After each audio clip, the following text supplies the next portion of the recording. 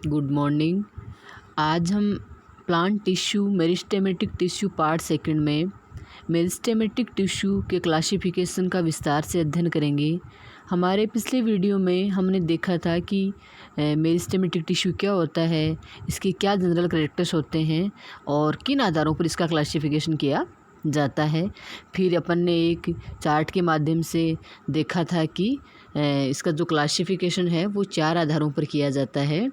उत्पत्ति एवं परिवर्धन के आधार पर, विभाजन के तल के आधार पर, पादप शरीर में स्थिति के आधार पर और कार्य के आधार पर। आज के वीडियो में हम इसका जो क्लासिफिकेशन है उसका विस्तार से अध्ययन करेंगे। सबसे पहले हम देखते हैं कि उत्पत्ति एवं परिवर्धन के आधार पर विभिजोतक 3 प्रकार के होते हैं। सबसे पहला है प्राक विभिजोतक। प्राक विभिजोतक सबसे पहले बनने वाला विभिजोतक है, इसलिए इसे भ्रूणीय या वास्तविक विभिजोतक भी कहते हैं। पादप में प्राक विभिजोतक है वो सबसे पहले बनता है, इसलिए इसको भ्रूणीय विभिजोतक या वास्तविक विभिजोतक भी कहते हैं। अब देखो, प्राक विभिजोतक जो है वो मूल और स्तंभ के शीर्ष भाग पर पाया जाता है और पादप शरीर में ये है सर्वप्रथम बनने वाला भ्रूणीय अवस्था में परिवर्धित हुआ विभिजोतक है। जो पादप में सबसे पहले जो नवोद्भिद बनता है उसके शीर्ष पर पाए जाने वाले वृद्धि क्षेत्रों को बनाता है। पादप अक्ष के शीर्षस्थ वृद्धि क्षेत्रों में चिरकाल तक बना रहता है, यानी जो प्राक विभिजोतक है वो पौधे के शीर्षस्थ वृद्धि क्षेत्रों तक लंबे समय तक बना रहता है। पादप में जब बीज का अंकुरण होता है उससे मूलांकुर और प्रांकुर बनते हैं, उसी समय प्राक भ्रूण का भी उद्भव होता है। अब देखो, प्राक विभिजोतक का भी उद्भव होता है। प्राक विभिजोतक से क्या बनता है, तो प्राक विभिजोतक जो है उससे प्रारंभ में प्राथमिक विभिजोतक बनता है और बाद में स्थायी उत्तकों का निर्माण होता है। तो देखो, प्राक विभिजोतक जो है वो पौधे में सबसे पहले बनता है। जब पौधे में प्रांकुर और मूलांकुर बनते हैं उसी टाइम पे पौधे में प्राक विभिजोतक का भी परिवर्धन हो जाता है और प्राक विभिजोतक जो है वो आगे विभाजन करके प्राथमिक विभिजोतकों का निर्माण करता है और बाद में स्थायी उत्तकों का निर्माण करता है। दूसरा विभिजोतक है प्राथमिक विभिजोतक। तो जैसा कि अभी अपन ने पढ़ा कि जो प्राक विभिजोतक है वो प्राथमिक विभिजोतक का निर्माण करता है। तो प्राक विभिजोतक जो है प्राथमिक विभिजोतक जो है वो प्राक विभिजोतक से उत्पन्न होता है और इसकी कोशिकाएं हैं वो सदैव विभाजनशील रहती है। प्राथमिक विभिजोतक जड़, तने और इसकी शाखाओं के शीर्ष भाग पर पाया जाता है। कहाँ पाया जाता है प्राथमिक विभिजोतक? मूल, स्तंभ और स्तंभ की जो शाखाएं हैं उनके शीर्ष भाग पर पाया जाता है। पादप शरीर में स्थिति के आधार पर आगे अपन पढ़ेंगे कि पादप शरीर में स्थिति के आधार पर विभिजोतक को 3 प्रकारों में वर्गीकृत किया है। शीर्षस्थ या अग्रस्थ विभिजोतक, अंतर्विष्ट विभिजोतक और पार्श्व विभिजोतक। उनमें से जो शीर्षस्थ या अग्रस्थ विभिजोतक है वो वास्तव में प्राथमिक विभिजोतक ही है। तो शीर्षस्थ विभिजोतक है वो भी पौधे में जड़, तना और शाखाओं के शीर्षों पर पाया जाता है। उसी प्रकार वास्तव में वो अग्रस्थ विभिजोतक है वो एक प्रकार का प्राथमिक विभिजोतक ही होता है। अब देखो, प्राथमिक विभिजोतक क्या काम करता है, तो इस उत्तक की कोशिकाओं में विभाजन द्वारा प्राथमिक स्थायी उत्तकों अधिचारम, प्राथमिक जाइलम और प्राथमिक फ्लोएम बनते हैं। अपन ने अभी पहले पढ़ा कि प्राक विभिजोतक जो है उसे क्या बनता है, उसे प्राथमिक विभिजोतक बनता है और बाद में स्थायी उत्तकों का परिवर्धन होता है। प्राथमिक विभिजोतक क्या बनाता है? प्राथमिक विभिजोतक से प्राथमिक स्थायी उत्तक बनते हैं, जैसे अधिचारम, प्राथमिक जाइलम और प्राथमिक फ्लोएम। तीसरा विभिजोतक अपन पढ़ेंगे द्वितीयक विभिजोतक। तो देखो, द्वितीयक विभिजोतक है सामान्यतः सजीव कोशिकाओं के स्थायी होने के पश्चात विभाजन नहीं करती है। साधारणतः अपन क्या देखते हैं कि उत्तक 2 प्रकार के होते हैं, एक होता है विभिजोतक, एक होता है स्थायी उत्तक। विभिजोतक की कोशिकाएं लगातार विभाजन करती रहती है और स्थायी उत्तकों की कोशिकाओं में विभाजन की क्षमता समाप्त हो जाती है। लेकिन कई बार क्या होता है, सजीव स्थायी ऊतकों की कोशिकाओं में, देखो यहाँ पे ध्यान देने योग्य बात है कि स्थायी ऊतकों की कोशिकाएं कैसी होनी चाहिए, सजीव होनी चाहिए। तो सजीव स्थायी ऊतकों की कोशिकाओं में कई बार विभाजन की क्षमता पुनः आ जाती है और इससे बना विभेद्योतक क्या कहलाता है, द्वितीयक विभेद्योतक। तो सामान्यतः सजीव कोशिकाएं स्थायी होने के पश्चात विभाजन नहीं करती है, लेकिन सजीवता के कारण इनमें विभाजन की क्षमता आवश्यकता अनुसार पुनः प्रकट हो सकती है। ये स्थायी कोशिकाएं विभाजन कर द्वितीयक ऊतकों का निर्माण करती है। तो एक और दोबारा देख लेते हैं कि द्वितीयक विभेद्योतक क्या होता है। जैसा कि नाम से स्पष्ट है, द्वितीयक मतलब यहाँ पे क्या होता है कि विभेद्योतक की जो कोशिकाएं हैं वो एक बार स्थायी हो जाती है, और स्थायी कोशिकाओं में साधारणतः अपन देखते हैं कि विभाजन की क्षमता पुनः उत्पन्न नहीं होती है। लेकिन कई बार क्या होता है, आवश्यकता अनुसार जो सजीव स्थायी ऊतकों की कोशिकाएं होती है उनमें विभाजन की क्षमता पुनः प्रकट हो सकती है। तो सजीव स्थायी ऊतकों की कोशिकाओं में यदि विभाजन की क्षमता पुनः प्रकट होगी तो वो विभाजनशील कोशिकाएं जो स्थायी ऊतकों से बनी है उन कोशिकाओं को क्या बोलते हैं, द्वितीयक विभेद्योतक। और द्वितीयक विभेद्योतक की कोशिकाएं हैं वो द्वितीयक ऊतकों का निर्माण करती है। अतः किसी भी अंग में स्थायी सजीव कोशिकाओं के बार बार विभाजन होने से विभेद्योतक बन जाता है।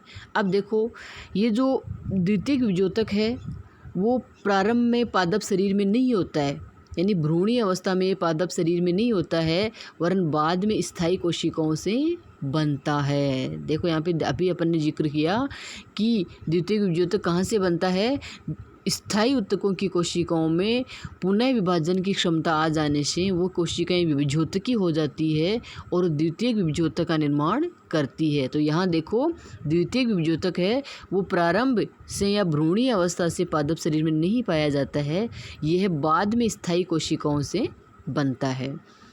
अब देखो द्वितीयक विभेद्योतक क्या होता है। देखो, द्विबीजपत्री मूल की जो कैम्बियम है, द्विबीजपत्री मूल की कैम्बियम, द्विबीजपत्री स्तंभ की इंटरफेसिकुलर कैम्बियम, अंतरापूलीय एधा और कोरक कैम्बियम तथा घाव बढ़ने हेतु बना विभेद्योतक। चार यहाँ पे द्वितीयक विभेद्योतक के उदाहरण है। एक तो है मूल की एधा यानी मूल की जो कैम्बियम वो, और दूसरा है द्विबीजपत्री स्तंभ की। देखो, द्विबीजपत्री स्तंभ की जो कैम्बियम उसके दो भाग होते हैं, अंतरपूलीय एधा और अंतरापूलीय एधा।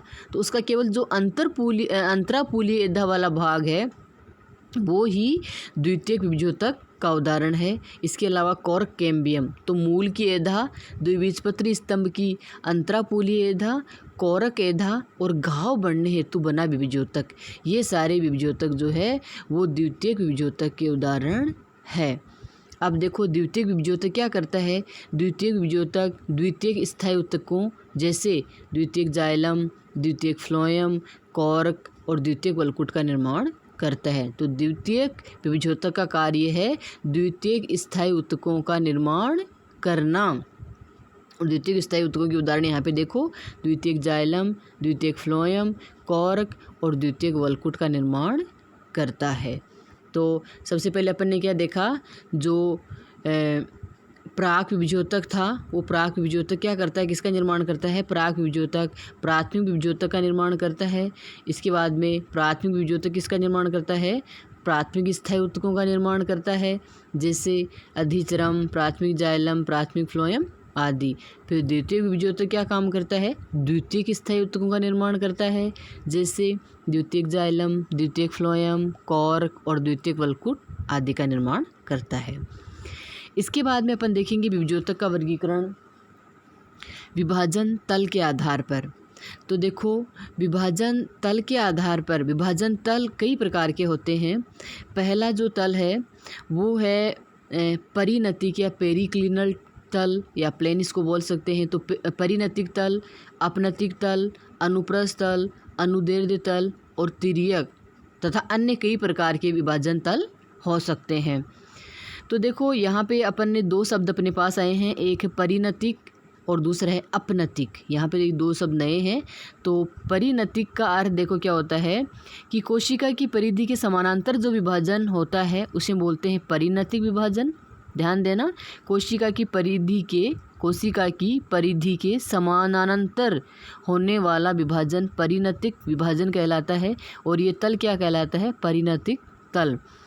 दूसरा है कोशिका की परिधि के समकोण पर होने वाला विभाजन अपनतिक विभाजन कहलाता है और इसका तल कहलाता है अपनतिक तल। तो विभाजन के तल कई प्रकार के हो सकते हैं, जैसा कि अभी अपन ने देखा। तो विभाजन तल के आधार पर भी विभाजक 3 प्रकार के होते हैं। पहला विभाजक है संहति विभाजक या मास मेरिस्टेम। तो इस विभाजक की जो कोशिकाएं हैं वो सभी संभावित तलों में विभाजन करती है। जितने भी तल हो सकते हैं, जितने भी तलों से विभाजन हो सकता है, उन सभी तलों से ये कोशिकाएं विभाजन करती है।